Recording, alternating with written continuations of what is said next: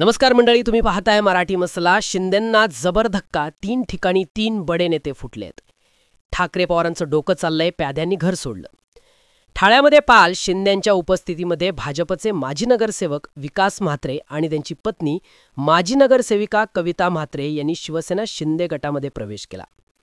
दुसरा प्रवेश झाला डॉक्टर श्रीकांत शिंदे यांच्या एकेकाळचे जवळचे निकटवर्तीय म्हणून ओळखल्या जाणाऱ्या दीपेश म्हात्रे यांनी भाजपामध्ये प्रवेश केला.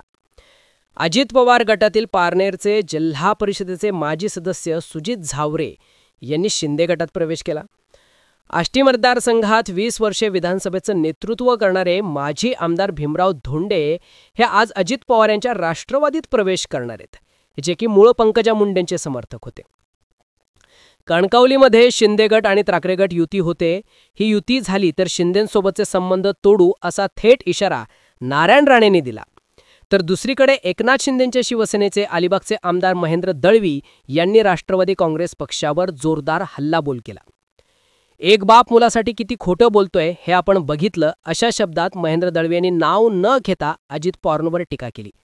राष्ट्रवादीला भ्रष्टाचार नवीन नाहीये, याच कोल्हाड नाक्यावरती आपण 70,000 कोटींचा भ्रष्टाचार बघितलाय अशी सुनील तटकरे यांच्यावर टीका केली. मुंडे साहेबांनी कोणाची सुपारी घेतली, कशी दिली हे आपण बघितलंय. राष्ट्रवादीच्या नेत्यांनी त्यांचा घात केला. राष्ट्रवादीच्या बडा नेत्यांनी महाराष्ट्राला लुटलंय, ओरबाडून खाल्लंय. तटकरे यांच्या पायाखालची वाळू सरकलीये, ते बालिश बुद्धीसारखे बोलतायत. तटकरे फॅमिलीनं प्रत्येकाचा घात केलाय अशी टीका महेंद्र दळवींनी केली. मला 3 वेळा फसवलंय, भरत शेट यांना 2 वेळा फसवलंय. तटकरे साहेब किती खोटं बोलतात हे महाराष्ट्राला माहिती आहे. या निवडणुकीमध्ये आम्ही हिशोब चुकता नक्की करणार. जे काय करायचं असेल तर याच निवडणुकीमध्ये आपण करणार, असं महेंद्र दळवींनी म्हटलं. आम्ही तिघेही मातब्बर आहोत, आमच्या मागे शिंदे सरकारचा आशीर्वाद आहे. निवडणुकीला सामोरे जात असताना रोह्याची जनता बदल निश्चित घडवून आणेल, असा विश्वास महेंद्र दळवींनी व्यक्त केला. आपण खासदार आहात, खासदार हे आमच्या जीवावर निवडून आलात. अनेक सक्रिय कार्यकर्ते सांगत होते यांना मदत करू नका, मात्र शिंदे साहेबांचा शब्द आम्ही पाळला. सर्वसामान्य जनतेला हात जोडून सांगितलं, एकदा चुकीला माफी देऊया.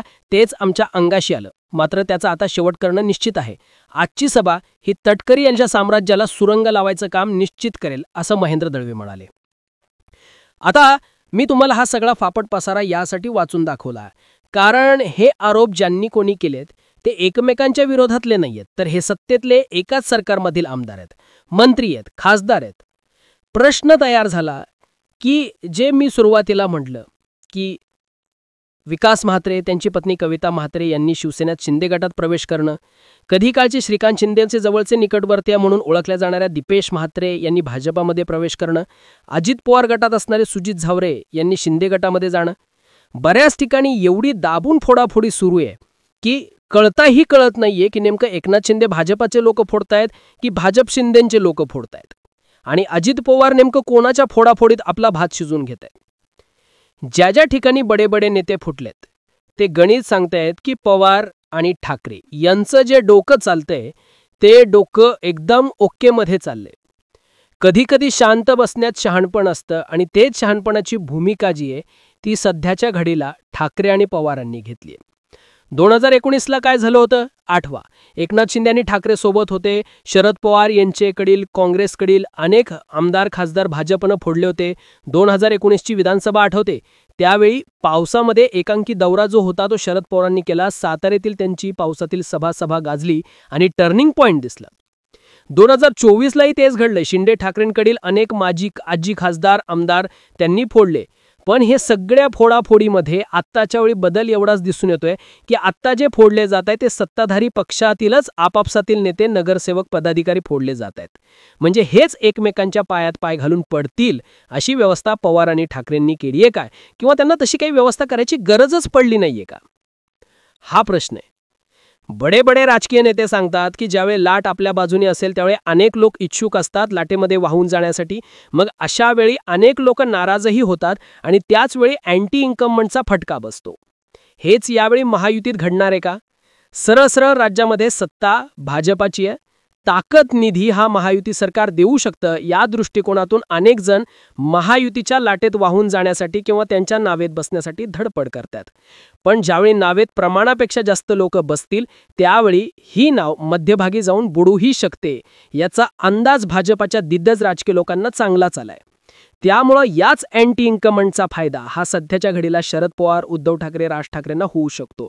ज्यांना त्या नावेत बसताच येणार नाहीये त्यांना आपोआपच त्या नावेतून उतरून इकडे महाविकास आघाडीच्या नावे सवार व्हावं लागणार आहे. पण ज्यावेळी ते शिंदे भाजपा किंवा अजित पवारांचा कोणताही पक्ष सोडून फोडून इकडे येतील त्यावेळी आपले काही प्यादे तिकडे सोडलेले असतील आणि भाजपा, शिंदे, अजित पवार त्या सोडलेल्या प्याद्यांच्या जीवावरती नगर परिषदा आपण जिंकू असं समजवतील. पण कुणाला ठाऊक आहे ते तिकडे नावाला राहतील पण काम इकडे महाविकास आघाडीचंच करतील. या राजकारणामध्ये सगळं काही जसं दिसतंय तसं अजिबात नसतं. इथे समोर एक दिसतंय आणि मागे एक घडत असतं. अनेक ठिकाणी असं आहे की जिथं भाजपा शिंदे युती होतीये अजित पवारांच्या पक्षाला बाजूला ठेवतायत, काही ठिकाणी अजित पवार भाजपाची युती होते शिंदेंच्या पक्षाला बाजू ठेवतायत. या सगळ्यांमध्ये हे एकात पाय घालून पडतील आणि याचाच फायदा ठाकरे आणि पवारांना होऊ शकतो. त्यामुळं सध्याच्या घडीला नगर परिषदा, नगरपंचायतींच्या निवडणुकांसाठी मुलाखती सुरू झालेल्या असल्या तरी सुद्धा चढावड दोन्हीकडे महाविकास आघाडीतही आहे, महायुतीत जरा जास्त आहे. पण या सगळ्या गोष्टींमध्ये अँटी इन्कम्बंटचा फटका बसू शकतो. जे नाराज लोक राहणार आहेत या लाटेमध्ये, या नावे ज्यांना जागा मिळणार नाहीये त्यांची गळती होईल. पण गळतीमध्ये जर एखादा बडा मासा जर गळाला तर मात्र अनेक नगर परिषदांमध्ये फटका बसू शकतो. यावेळचा नगराध्यक्ष हा लोकांमधून निवडून दिला जाणार आहे आणि त्यामुळं लोकांचं मत सुद्धा ग्राह्य धरणं गरजेचं आहे. नुसतीच फोडाफोडी करून यावेळची राजकारण किंवा निवडणूक मारून घेणं सुद्धा सोपं नसणार आहे. त्यामुळं तुम्हाला काय वाटतं? दीपेश म्हात्रे जे श्रीकांत शिंदेंच्या जवळचे होते ठाण्यामध्ये, त्यांना भाजपनं आपल्याकडे प्रवेश देऊन आधीच शिंदेंसमोर एक आव्हान उभं केलंय का? वनमंत्री गणेश नाईक यांची नियुक्ती होणं की शिंदेंसमोर प्रति आव्हान तयार होणं? शिंदेंची गरज ही काही भूमिका नाहीये का?